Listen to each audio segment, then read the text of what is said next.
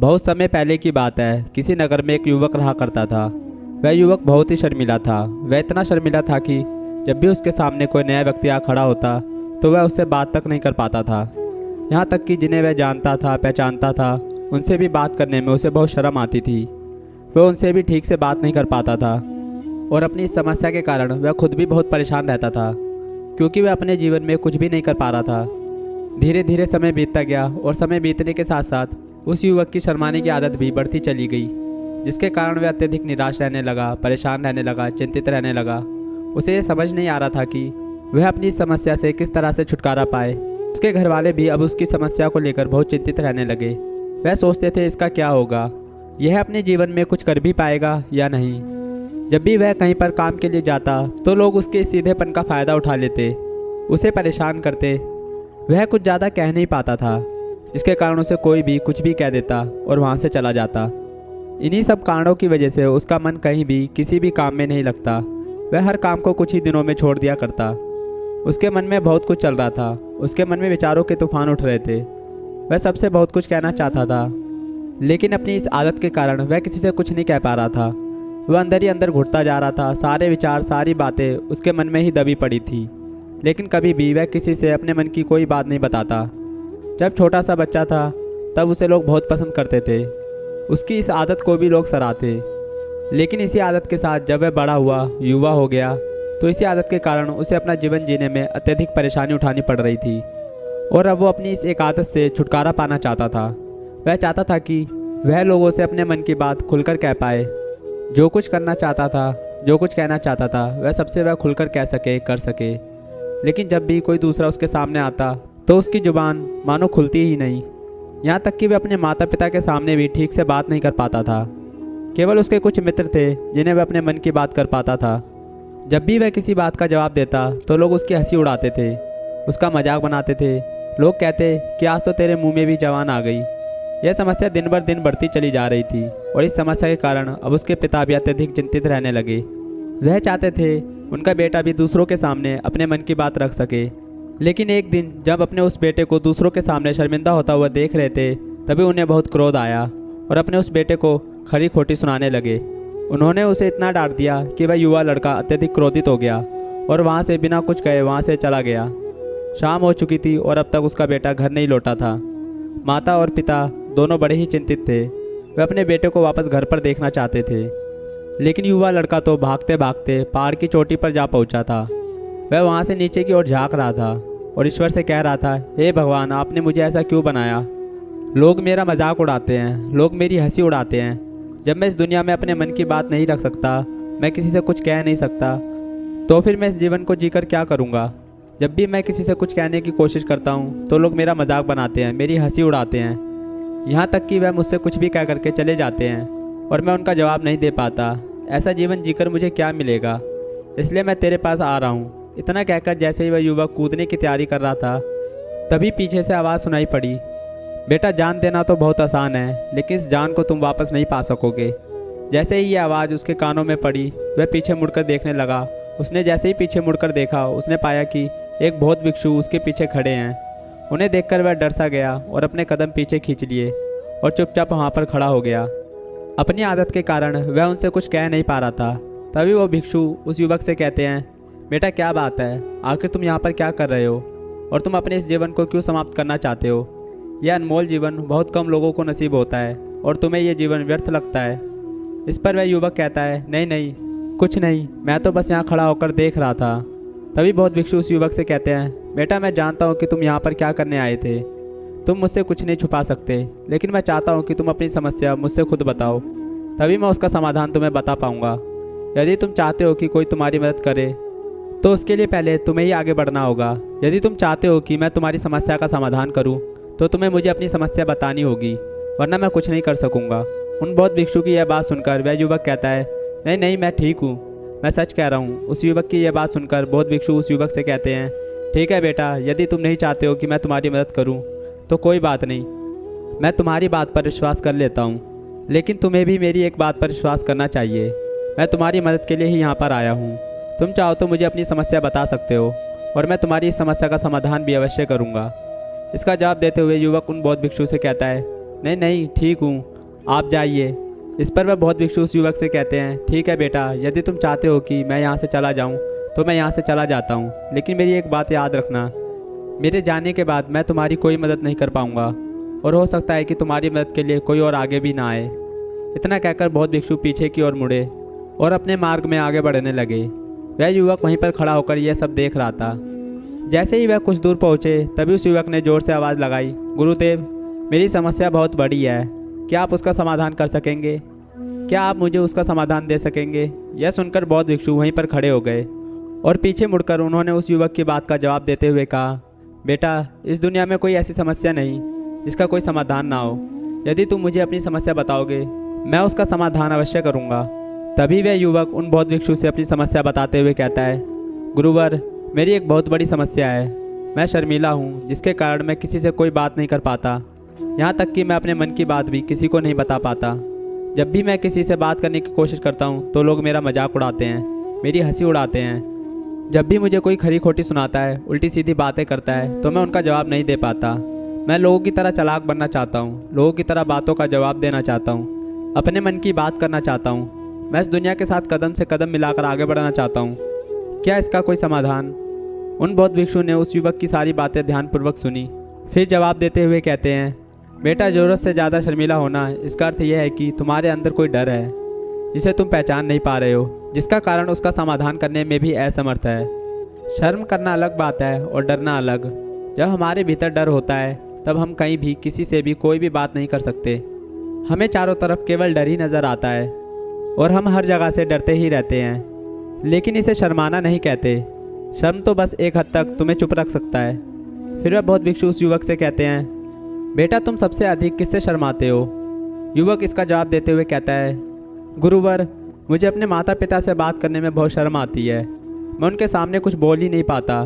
तभी वह बौद्ध भिक्षु उस युवक से कहते हैं, तो यह बताओ, जब तुम अपने माता पिता से बात कर रहे होते हो या फिर बात करने का प्रयास कर रहे होते हो तो तुम्हारे मन में कैसे ख्याल आते हैं? युवक इसका जवाब देते हुए कहता है, गुरुवर, जब भी मैं अपने माता पिता से बात करने का प्रयास करता हूँ तो मुझे ऐसा लगता है कि मानो मेरे पिता अभी मुझे डांट देंगे, मुझ पर क्रोध करेंगे, मुझसे नाराज़ हो जाएंगे और कहीं ना कहीं मुझे यह भी लगता है कि मैं कुछ गलत ही बात करूँगा। यहाँ तक कि मेरे मन में ऐसे ख्याल भी आते हैं कि शायद मेरे पिता मुझसे प्यार नहीं करते। परंतु गुरुवर, आप कहते हैं कि शर्म अलग है और डरना अलग बात है, तो क्या कोई ऐसा उपाय है जिससे मुझे डर ही ना हो?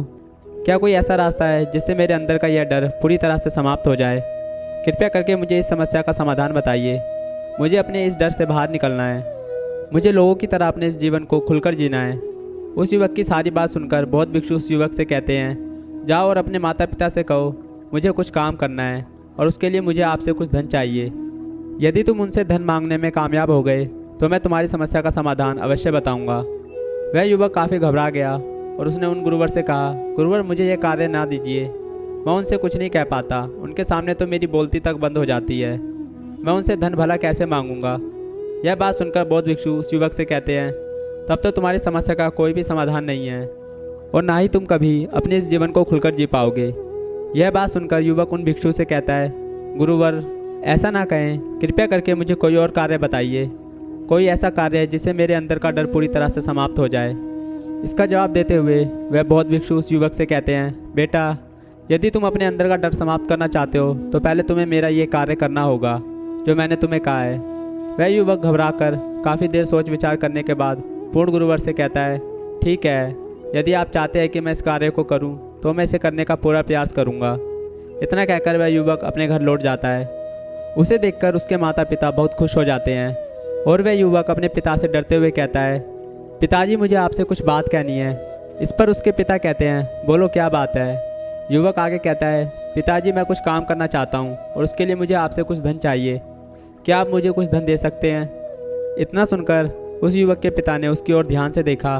काफ़ी देर देखने के बाद वह खुशी से झूम उठे और तुरंत ही उन्होंने कुछ धन अपने पुत्र के हाथों पर रख दिया और कहने लगे, बेटा, इतना धन काफ़ी है कि तुम्हें और चाहिए? इसके जवाब में वह युवक अपने पिता से कहता है, नहीं नहीं पिताजी, इतना काफ़ी है, मैं इतने से काम चला लूँगा।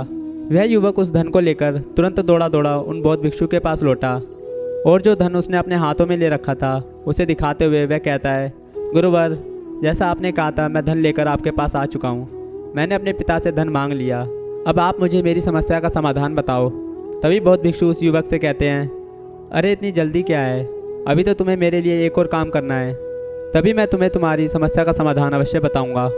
और यदि तुम मेरे लिए इस कार्य को पूरा नहीं कर सकते तो मैं तुम्हें कभी भी तुम्हारी समस्या का समाधान नहीं बताने वाला। वह युवक उन बौद्ध भिक्षु से कहता है, गुरुवर, अभी तो मैंने आपके लिए एक काम किया है, अभी आप मुझे एक और काम करने के लिए कह रहे हैं। तभी बौद्ध भिक्षु उस युवक से कहते हैं, हाँ, तुम्हें मेरे लिए एक और काम करना ही होगा। वह युवक एक बार फिर से काफ़ी देर सोच विचार कर उन बौद्ध भिक्षु से कहता है, अच्छा ठीक है, बताइए अब मुझे क्या करना है। इसके जवाब में बौद्ध भिक्षु उस युवक से कहते हैं, जाओ और यह धन जो तुमने अपने पिता से मांग कर लाया है, इस धन को वापस अपने पिता को लौटा दो। और साथ साथ यह भी कहना कि पिताजी, अभी मैं काम नहीं करना चाहता, लेकिन जब समय आएगा तो मैं आपसे यह धन वापस ले लूँगा और उससे अपना काम पूरा करूँगा। यह बात सुनकर युवक एक बार फिर से ऊपर से नीचे तक पूरी तरह से काँप गया और कहने लगा, गुरुवर, आप मुझे कोई और काम सौंप दीजिए, मैं उसे ज़रूर करूँगा, लेकिन अब यदि मैं धन लेकर उनके पास वापस गया तो वह क्या सोचेंगे मेरे बारे में, मैं तो शर्मिंदा हो जाऊँगा उनके सामने। इसलिए गुरुवर, कृपया करके मुझे कोई और काम दे दें। तभी बौद्ध भिक्षु उस युवक से कहते हैं, बेटा, जो काम मैंने तुम्हें सौंपा है तुम्हें उसी कार्य को पूरा करना होगा, अन्यथा तुम्हारी समस्या का समाधान मैं तुम्हें नहीं बताने वाला।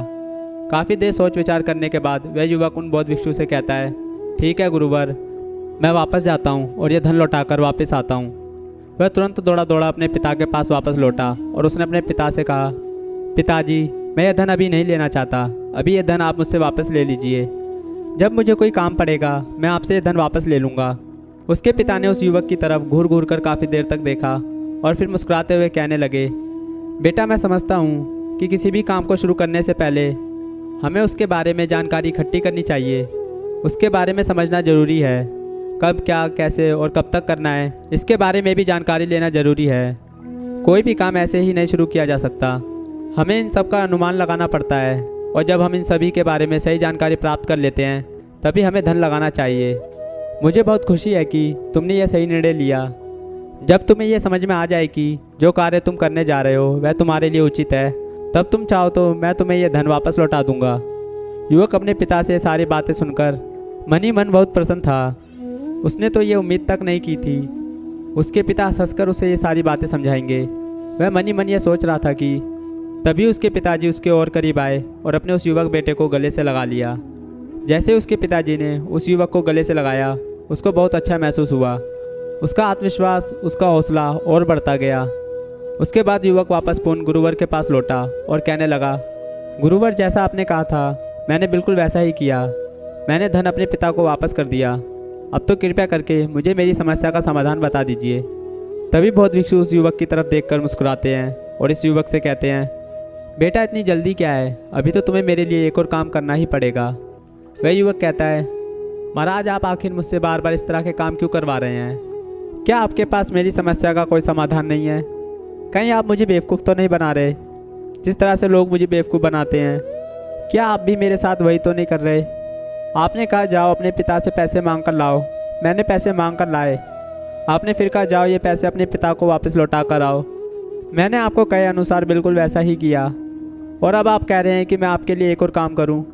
नहीं, यह मुझसे नहीं होगा। तभी बौद्ध भिक्षु उस युवक की तरफ देखकर मुस्कुराते हैं और कहते हैं, बेटा, बस ये आखिरी काम है और ये बहुत सरल भी है।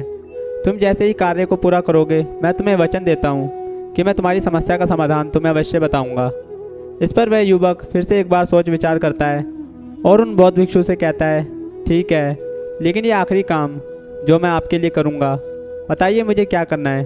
तभी बौद्ध भिक्षु एक मूर्ति निकालकर उस युवक के हाथों में थमा देते हैं।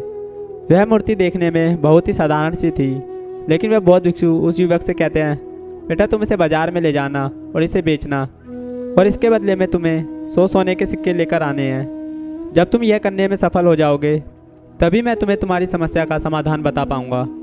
वह युवक उस मूर्ति को अपने हाथों में लेकर बड़ी गौर से देखता है और उन बौद्ध भिक्षु से कहता है, हे गुरुवर, यह तो बड़ी साधारण सी मूर्ति लग रही है, मानो मिट्टी की बनाई गई हो। इसके लिए भला 100 सोने के सिक्के मुझे कौन देगा? कहीं आपका माथा फिर तो नहीं गया है? इसके 1 या 2 सोने के सिक्के मिल जाए वही बहुत है, लेकिन इसके लिए 100 सोने के सिक्के कोई नहीं देगा। तभी बौद्ध भिक्षु उस युवक से कहते हैं, बेटा, जो मैंने तुम्हें काम सौंपा है, यदि तुम उसे पूरा करोगे तभी तुम्हें तुम्हारी समस्या का समाधान मिल पाएगा। अन्यथा तुम चाहो तो अपने घर लौट सकते हो, फिर से वहीं अपने पुराने जीवन में जहाँ लोग तुम्हारा मजाक बनाते हैं, लोग तुम्हें डराते हैं, सताते हैं। मैं यहाँ तुम्हारा डर निकालने में तुम्हारी मदद कर रहा हूँ। तुम मेरे यहाँ काम करके अपने डर को धीरे धीरे भगा पाओगे। मेरे इस काम को पूरा कर दो, तुम्हें सब समझ आ जाएगा। वह युवक उन बौद्ध भिक्षु की बात सुनकर मन ही मन यह विचार करता है कि मुझे तो मेरी समस्या का समाधान किसी भी हालत में चाहिए, जिस कारण वह उस मूर्ति को उठाकर बाजार की ओर चल पड़ता है। बाजार पहुंचकर वह एक जगह चुपचाप उस मूर्ति को लेकर खड़ा हो जाता है और इंतजार करने लगता है कि कोई आएगा और उस मूर्ति के बारे में पूछेगा, और तब वह उस मूर्ति को लेकर 100 सोने के सिक्के की मांग करेगा। देखते ही देखते काफ़ी समय बीत गया, लेकिन अभी तक उसके पास कोई भी व्यक्ति नहीं आया था। उसने आसपास देखा तो लोग चिल्ला चिल्लाकर अपने सामानों को बेच रहे थे, जोर जोर से आवाज़ लगा रहे थे। उसने भी सोचा, यदि मुझे अपनी इस मूर्ति को बेचना है तो मुझे भी जोर जोर से आवाज़ लगानी होगी। उस युवक ने चिल्लाना शुरू किया, लेकिन वह इतनी ज़ोर से नहीं चिल्ला रहा था। उसकी आवाज़ उसे खुद सुनाई नहीं पड़ रही थी, तो भला उसकी आवाज़ को दूसरे कैसे सुनते, जिस कारण उसे कोई भी व्यक्ति खरीदने के लिए तैयार नहीं था। धीरे धीरे शाम का समय हो चुका था और उस व्यक्ति को यह डर था कि कहीं वह बौद्ध भिक्षु वहाँ से कहीं चले ना जाएं, अन्यथा उसे उसकी समस्या का समाधान कौन देगा। यह सोचकर उसने ज़ोर ज़ोर से आवाज़ लगाना शुरू की कि 100 सोने के सिक्के में यह मूर्ति ले लो। उसकी आवाज़ सुनकर लोग उसके पास आने लगे और उससे यह सवाल करने लगे, इस मूर्ति में ऐसा क्या है जो तुम इसके लिए 100 सोने के सिक्के की मांग कर रहे हो? इसके अंदर ऐसा कुछ तो खास होगा ही। युवक काफ़ी देर सोच विचार कर कहता है, नहीं नहीं, मुझे कुछ नहीं पता, मैं तो बस यह मूर्ति यहाँ पर बेचने आया हूँ। तभी उसमें से एक युवक उस युवक से कहता है, अगर ऐसी बात है तो इस मूर्ति को कोई नहीं खरीदने वाला। इस मूर्ति में ऐसा क्या खास है जिसके लिए तुम सोने के सिक्के की मांग कर रहे हो? यह तो तुम्हें बताना ही पड़ेगा। धीरे धीरे कई लोग उसके पास आए और सभी ने बस एक ही सवाल किया, आखिर इस मूर्ति में ऐसा क्या खास है, ऐसी क्या बात है जिसके लिए तुम सोने के सिक्के की मांग कर रहे हो? उस युवक ने उनसे बातचीत की और उन्हें समझाने के कई प्रयत्न किए, लेकिन कोई भी उस मूर्ति को सोने के सिक्के देकर खरीदने के लिए तैयार नहीं था। वह निराश हो गया, उसे कुछ समझ नहीं आ रहा था कि वह क्या करे। तभी बाजार में उसने देखा कि कुछ लोग अपने सामानों की खासियत बता रहे हैं, उसे बेचने के लिए उसकी खास खास बातों के बारे में लोगों को समझा रहे हैं। यह देखकर उसने भी सोचा कि मुझे भी इस मूर्ति की कुछ खासियत लोगों को बतानी पड़ेगी। उसने फिर एक बार जोर जोर से आवाज़ लगानी शुरू की, समस्या का समाधान निकालने वाली मेरी गुरु की इकलौती मूर्ति, जो इस दुनिया में केवल एक ही है, जिसके पास यह मूर्ति होगी उसके घर में कोई समस्या नहीं होगी। यह मूर्ति उस समस्या का समाधान तुम्हें अवश्य बताएगी। यह सुनकर लोग उसके पास पहुंचने लगे और उसे यह सवाल करने लगे, क्या सच में यह मूर्ति जिसके पास होगी उसके पास कोई समस्या नहीं होगी? क्या सच में यह सभी समस्याओं का समाधान करती है? उसका जवाब देते हुए उस युवक ने कहा, हाँ, सभी समस्याओं का समाधान कर देती है। यदि आप इस मूर्ति को ले जाते हैं, आपके घर में कोई भी समस्या होगी तो उसका समाधान यह आपको अवश्य बताएगी। चाहे कोई भी समस्या हो, कैसी भी समस्या हो, कैसी भी परिस्थिति हो, आपको इसका समाधान अवश्य मिलेगा। इतना सुनने के बाद अब वही एक मूर्ति सबको चाहिए थी। उस मूर्ति के दाम लगे, कोई उसे 200 सोने के सिक्के में, तो कोई 400, तो कोई 600, तो कोई 1000 सोने के सिक्के देने के लिए तैयार था। उस मूर्ति की कीमत लगातार बढ़ती ही जा रही थी। जैसे जैसे लोगों को पता चलता रहा कि ये मूर्ति लोगों की समस्या का समाधान करती है, लोग उसे किसी भी कीमत पर खरीदने के लिए तैयार हो गए। अब वह युवक भी आत्मविश्वास के साथ और ज़ोर ज़ोर से चिल्ला रहा था, लोगों को उस मूर्ति के बारे में समझा रहा था, बता रहा था। अब उसके मन में कोई डर नहीं था। वह लोगों को उस मूर्ति के बारे में पूरे आत्मविश्वास के साथ बिना घबराए उस मूर्ति की खासियत बताने में लगा हुआ था, जिसके कारण लोग उस पर भरोसा कर रहे थे और वह भरोसा लोगों की नज़रों में नज़र भी आ रहा था। जैसे जैसे अंधेरा होता गया, लेकिन लोगों की भीड़ कम होने का नाम ही नहीं ले रही थी। लोग उस मूर्ति को खरीदना चाहते थे। उस युवक ने ज़ोर ज़ोर से आवाज़ लगाई कि मुझे क्षमा करे, यह मेरे गुरु की मूर्ति है और मैं इसे बेचना नहीं चाहता। इतना कहकर वह युवक उस मूर्ति को लेकर वापस खाली हाथ लौट गया और उन गुरुवर के पास पहुंचा और उन गुरुवर से कहने लगा, हे गुरुदेव, आपका बहुत बहुत धन्यवाद। इस मूर्ति ने मेरी समस्या का समाधान कर दिया।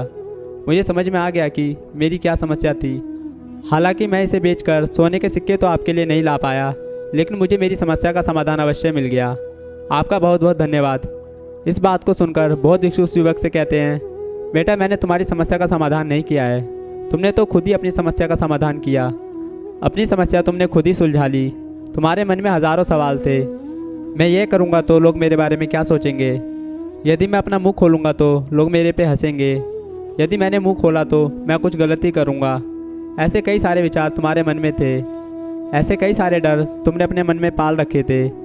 लेकिन जब इस मूर्ति को बेचने के दौरान तुमने उन हज़ारों लोगों का सामना किया, उनके सामने खुलकर अपनी बात रखी, उनके सामने खुलकर वह कहा जो तुम्हें कहना था, तो तुम्हारे मन का डर खुद ब खुद समाप्त हो गया। जिसे तुम शर्माना कहते थे वह अपने आप ही तुम्हारे भीतर से कहीं गायब हो गया। युवक अपने गुरु की यह बात सुनकर अपने गुरु से कहता है, गुरुवर, आप सही कहते हैं। आपने आज मेरे मन में वह विश्वास जगा दिया जिससे मैं अब अपने जीवन में कुछ भी हासिल कर सकता हूँ। आपका बहुत बहुत धन्यवाद। आपको भी डर को ऐसे धीरे धीरे ख़त्म करना होगा जिससे ना आपको शर्म आएगी और ना ही डर लगेगा।